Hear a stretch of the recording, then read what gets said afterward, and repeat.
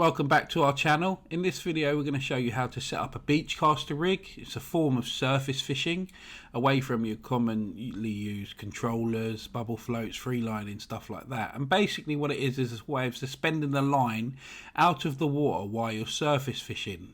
So as you see in here, sort of you have a float at the back of the setup down to a lead, and then your line runs along back up to a rod rest that's vertically put out and holding your rod. But if you go along the line, what you see here is you come to your hook link, which is basically a normal hook link that you've set up, one you desire, with the pattern, hook pattern, and it dangles in the water. And the free offering, as you can see here, looks really good.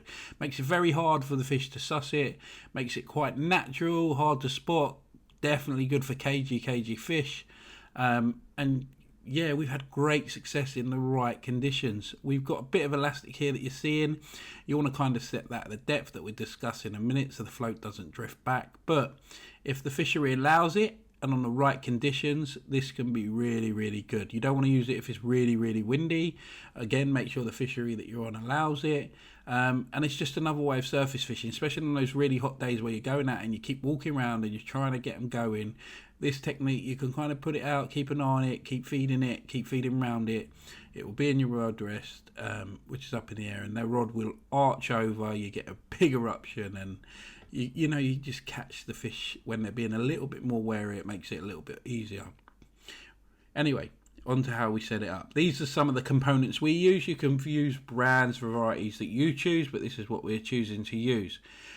So basically it's really easy to set up. Your rigs are very similar to your bottom bait rigs, however you choose to make the pattern and the turning point and the hook, and then you can obviously select the hook baits of your choice, which we'll discuss in a bit. But first things first, a big eyed swivel with a quick change sort of link on, that goes on your main line first. Really simple. Then your float, sort of a pike float, a float you can thread through, quite big, quite buoyant is the key here.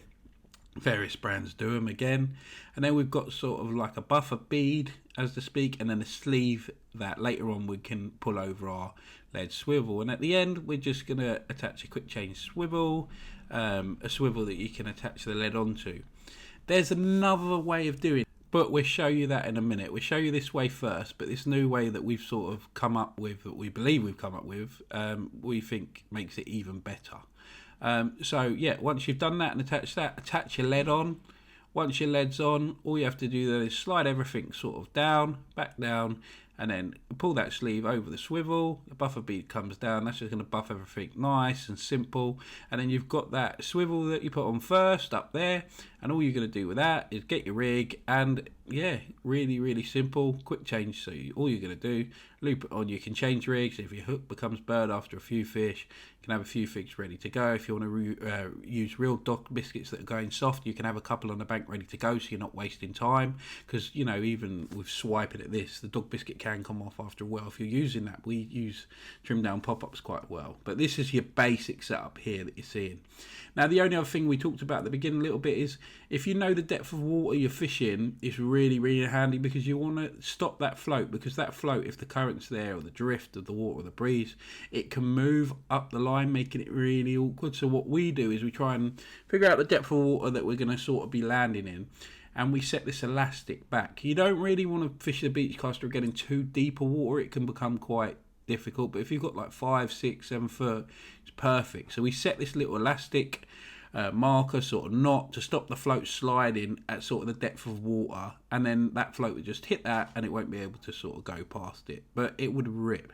Now earlier we were talking about another way of attaching the lead, and that's a Helysafe, and we've come up with this. I don't know, we weren't taught it. We've just come up with the idea of having a Helysafe on the end. When you get a take, the rig will always end up sort of on the top of the float during the fight, and what that does, the pressure with a Helysafe, you can get rid of that lead, dump it, make the fight a little bit easy for you.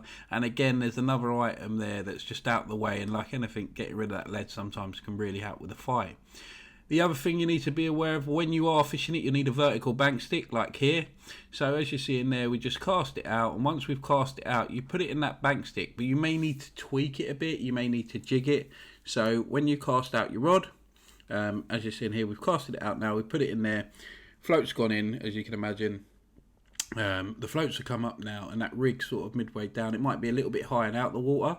So what you can do then, once you've got it in your rod rest, you can just do little tweaks. Sometimes the wind, slide it down. You'll see that you need to slide it down the line a bit sometimes, get it so it's sitting in the water. A pair of binoculars are really, really handy here, being able to see it. So we just take a little bit line off and then lower that rig into the water, and that's it really. It's that simple. It's nothing really, tricky to it.